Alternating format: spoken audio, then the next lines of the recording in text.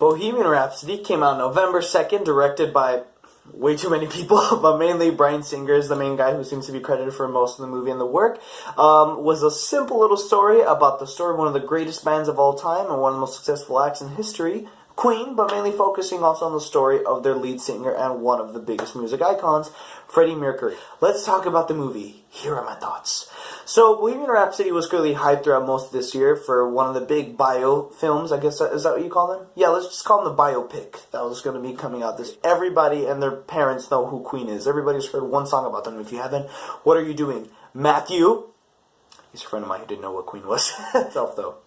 The movie went through first, going on a little controversy about it, when the first Rotten Tomatoes scores revealed that the movie actually scored really low.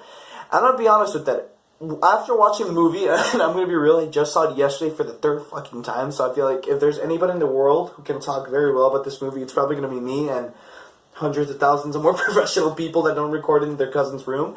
But honestly, after seeing it 3 times, I will confess one thing. As much as I love Queen, to give a really quick description of the movie, it is a very solid biofilm. And I think, and as you all know me, that's more than enough to complete the movie and to make it a very fun ride.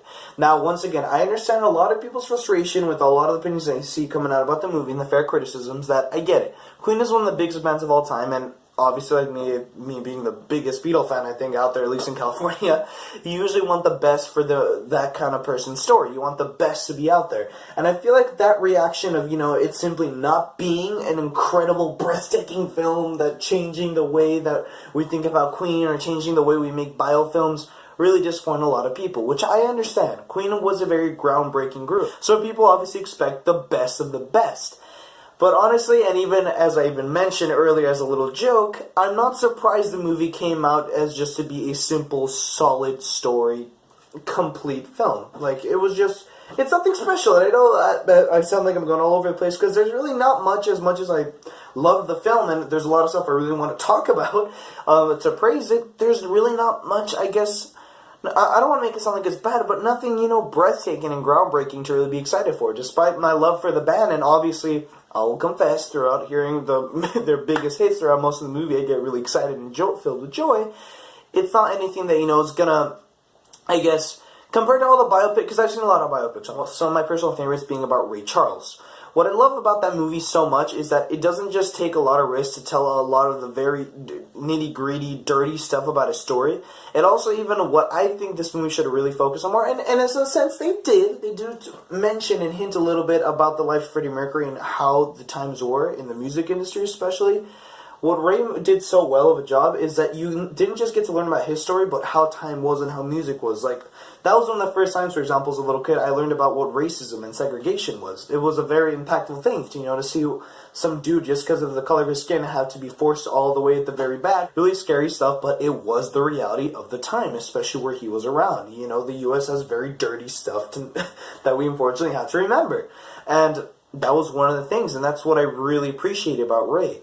Bohemian Rhapsody, on the other hand, despite there are some moments that they clearly mention a lot about, especially a big part about, what made Freddie special to many people is that he's like a gay icon. He's one of the most famous gay people out there, and I'm not trying to say that it's a bad thing, and I think that's what made him so special in the first place, and why made Queen so impactful is that, someone can be amazing and his sexuality has nothing to do with it.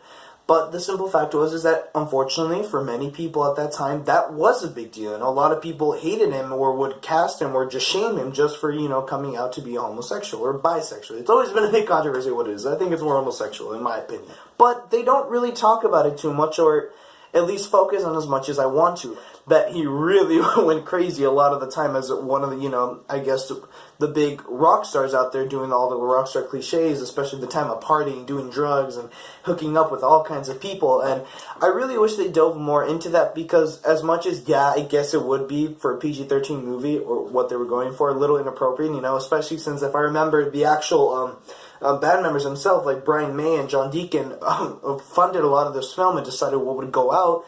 I guess when we want to see them on the big screen, it still would have made for an incredible story about a biopic of one of the most iconic legends of music. So I wouldn't want to be interested to see that, because despite me knowing the story, but I just wanted to know the details. I don't know exactly what went down. It'd be interesting to see that visualism. Most of the movie he really just wants to focus on Queen's success and the big hits they release. And due to that, I'd even say that there's a lot of moments that I've even done research myself, they did very inaccurate. For example, talking about the AIDS thing, the movie at the very end gets to that big part where he confesses to his bandmates that he has AIDS and doesn't want to make a big deal about it. That actually didn't happen the way they show it in the movie in real life. He didn't even know he had AIDS till, as everybody knew, at the end of a day before his death. Most people, aside from obviously the bandmates, didn't know for a very long time. And they make it look like on the famous day of Live Aid, which I'll get to in a bit, which was 1985, he mentioned it around that time, but he didn't even know he actually had it even around that time. So there's a lot of stuff like that to them, trying to so much as focus on the big highlights of his story and Queen's career, they really mess up a lot of things, or simply, just they don't make it as exciting as the story could easily be. Aside from that, the rest of the movie is what I think an incredible amount of fun, especially if you're a big fan of Queen or just music in general, and just love watching movies. It's just, especially in the movies, guys. Seriously, you can go watch it after, when it comes out on Blu-ray and digital, go watch it. It's still gonna be fun. But there's just nothing more than joy than to watch the ending itself of the movie when they recreate the famous iconic Live Aid concert, one of my favorite pieces of music history of all time. Before even the movie, I would just love watching videos of Led Zeppelin or Paul McCartney or obviously Queen performing on Live Aid. That's such a fun. Okay, back on track. I'm sorry, just stop talking about that. Then they recreated it so perfectly that they managed to even get the freaking Pepsi part right. There's a famous, I don't know why I focus on it, I got so excited. It's hashtag Pepsi Cups. There's always this famous scene when they had the actual live performance, like on YouTube, you can look it up yourself, where when he's playing the piano, he has like a crap ton of Pepsi Cups, because obviously most of the event was sponsored by Pepsi. And they managed to get even so many stupid little details like that right. And for some reason, the big nerd that I am got me so happy to see that you can tell there was a clear love and dedication to try to get the movie, even for the parts that they messed up, as accurate and realistic as possible. And stuff like that me, even just as a simple movie fan in general, gets me really happy. Obviously from stuff like the performance of the actor who played Freddie Mercury, which, I'm sorry, but for the life of me, I cannot remember his name. Hopefully I'll put in the video. He did such an incredible job. He was Freddie Mercury reincarnated. Honestly, throughout most of the movie, I felt like I was watching Freddie Mercury himself come back to the big screen. And that was for the whole group themselves. All the incredible actors that they got. I swear I was watching real-life Brian May somehow get a time machine and go back into many years. Everybody, though, did an incredible job, from the performances to the story and obviously the music itself. I know it sounds like I'm rushing it, but it should be obvious to people. Come on. But there was no way this movie was going to get it terrible. The Live Aid performance itself for me was... The rest of the movie could have been absolute garbage and a complete mess. The last 20 to 15 minutes of that movie was just, for me, pure perfection. Not just as a film lover, for how incredibly it's well directed and shot. Just as a Queen fan and a lover of music, especially of rock, one of my favorite genres of all time. It's just... Oh my god, it's done perfectly. And that's the beauty that, honestly, this movie has. Even with all the mistakes that I mentioned earlier and all the criticisms and complaints, when the movie gets it right, it freaking gets it right. Guys, I think that's pretty much it. There's not much to really talk about. The rest of the movie, despite its issues, does such an incredible job that I honestly had such a great time. And I've seen it 3 times, and honestly, I can clearly say, obviously, with the third time more, a lot of the problems that the movie has, but even with those little issues of them, not focusing too much on the details of the story, making it very highlighted, almost some parts seeming to look a little rushed, most of the movie is incredibly well done and has an incredible simple story about, a group doing something that they didn't even expect to be big and legends, especially Freddie Mercury himself. And that's always going to be a fun story no matter what. And honestly, I think that's it. In conclusion, despite its little failures, Bohemian Rhapsody does a successful, solid story biopic about one of the biggest groups of all time in music, and still makes it an incredibly joyful ride to watch. I'm going to give Bohemian Rhapsody a 7.5 out of 10.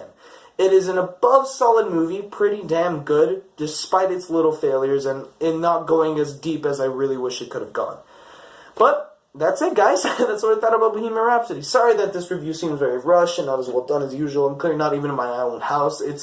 Guys, to be real, it's been a really crazy month and a really crazy year in general. I'm really happy and excited for this year to almost be over, guys. But it's still been a blast. I'm really happy to do videos whenever I can. Thank you all for watching. It's been a lot of fun to do this review, and I'm obviously going to have way more videos coming out soon. I have a crap ton of videos that I still need to finish editing. Trust me, they're coming out.